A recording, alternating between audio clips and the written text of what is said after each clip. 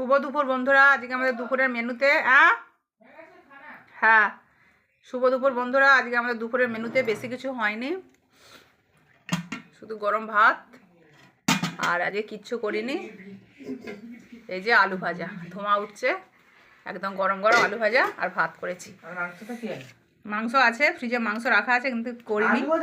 হ্যাঁ এমনিই খানা রোজ দিন সব, কালকে অনেক কিছু হয়েছে ওই জন্য আজকে ফ্রিজে তরকারি আছে কিন্তু গরম খাবো না তরকারি, আলু ভাজা আর দিচ্ছি। আজকে ইচ্ছা আছে একটু শুকনো শুকনো ভাত খাবো, তো এই দেখো যে আলু ভাজা ভাত, আর তার সাথে এই যে লঙ্কা, একটু লঙ্কা নিলাম, এই যে আলু ভাজা নিলাম, নিয়ে এই নিলাম, এবার খাবো।